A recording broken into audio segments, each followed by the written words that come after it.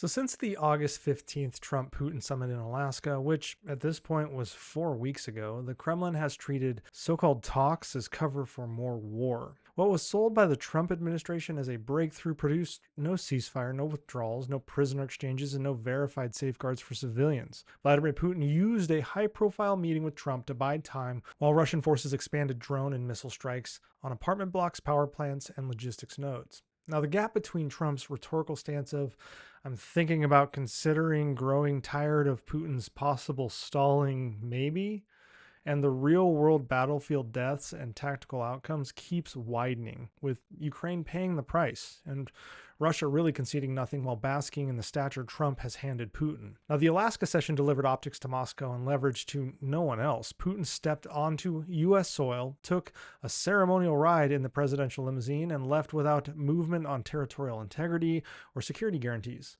Donald Trump spoke of, quote, great progress and possible trilateral talks with Zelensky. Yet, Ukraine was sidelined and largely still is. Putin continues to repeat demands that Ukraine surrender Donetsk and Luhansk, demilitarize them, and abandon hopes for NATO. For the 8,000th time, though, those terms that he's putting forward reward Russian aggression and invite repeat coercion in the future. And so, days later, Russia intensified strikes on Ukraine, including drone barrages that killed civilians, among them children.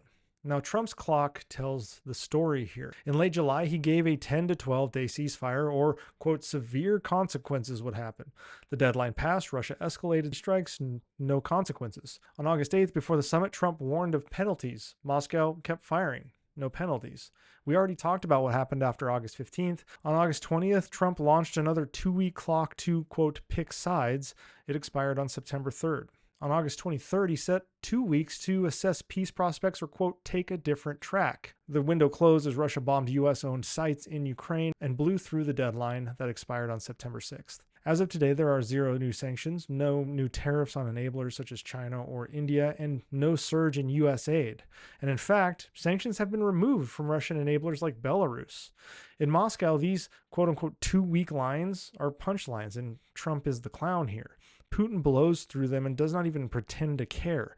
That projects weakness on the part of the United States, and the Kremlin is exploiting it. What's even worse is the pattern repeated a few days later at the White House with respected allies, as Trump somewhat played Putin while hosting a European summit that produced no new assistance packages, no joint penalties, and no concrete timelines. Just a group photo that stoked Trump's ego while Europe watched the same quote-unquote 2 week bluff cycle repeat.